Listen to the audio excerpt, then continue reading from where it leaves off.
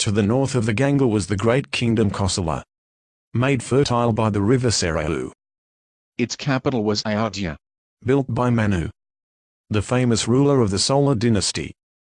From Valmiki's description of the capital Kosala, it is clear that ancient Ayodhya was not inferior to our modern cities. Even in ancient India, city civilization had reached a high level. King Dasaratha ruled the kingdom from the capital city of Ayodhya. He had fought on the side of the Devas, and his fame spread in the three worlds. He was the equal of Indra and Kubra. The people of Kosala were happy, contented and virtuous. The land was protected by a mighty army, and no enemy could come anywhere near.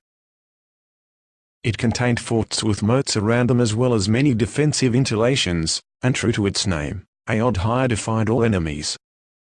Ayodhya means that which cannot be subdued by war. Dasaratha had 8 wise ministers, ever ready to advise him and execute his orders. Great sages like Vasishtha and Vamadeva and other Brahmanas taught the Dharma and performed rituals and sacrifices. Taxes were light and punishment of crime was just and inflicted according to the capacity of the wrongdoer. Surrounded by the best counselors and statesmen, the king's splendor shone as the rising sun. Many years rolled smoothly by. In the midst of all this prosperity, Dasaratha had one regret. He had no son.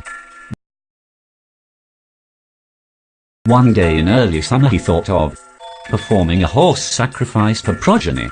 He consulted his religious masters and on their advice, got sage Rishi Asringa to perform the yaga. The yaga was a grand affair and the entities included many of the kings of the day. It was no easy thing to perform yagas. The location and erection of the sacrificial platform had to be attended to in detail, strictly according to prescribed rules. There were experts whose guidance was sought in arranging things. It meant the building of a new camp city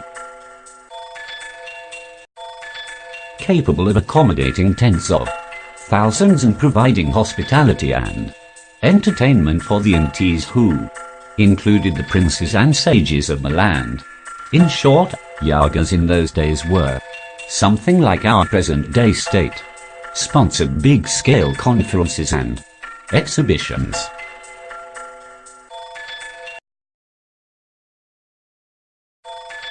When all arrangements were complete, the ceremonies were set in motion strictly, as enjoined by the Shastras.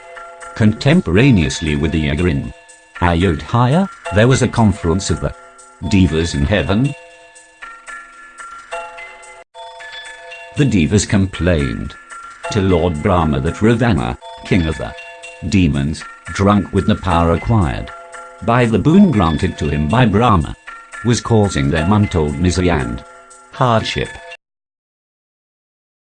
They represented to Brahma, "It is beyond our capacity to subdue,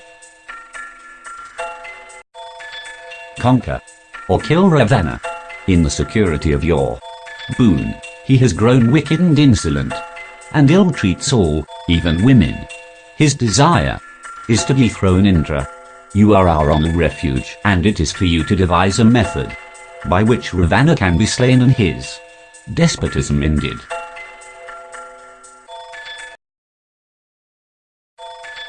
Brahma knew that he had granted to Ravana the boon prayed for by him, that he should be invulnerable and invincible against Devas, Asuras, Gandharvas and other such beings.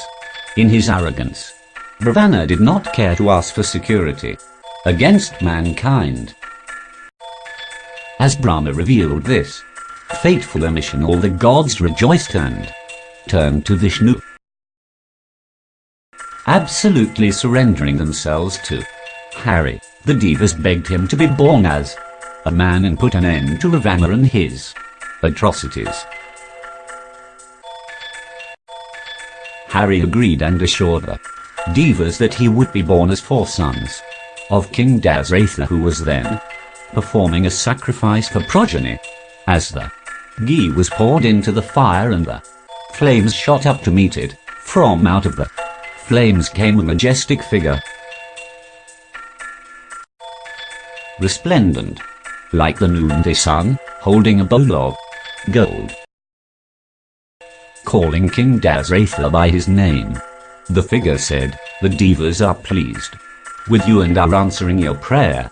Here is payasam sent by the gods for your wives.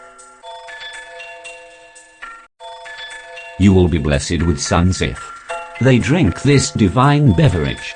With joy unbounded, Dasratha received the bowl, as he would receive a child, and distributed the payasam to his 3 wives, Kausalya, Sumitra and Kaikeyi.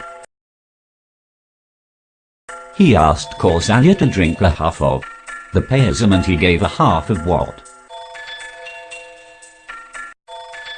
remained to Sumitra.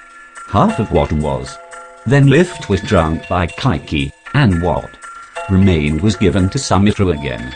Dasratha's wives were happy, even as a beggar suddenly coming upon buried treasure, and in due course all of them were expectant mothers.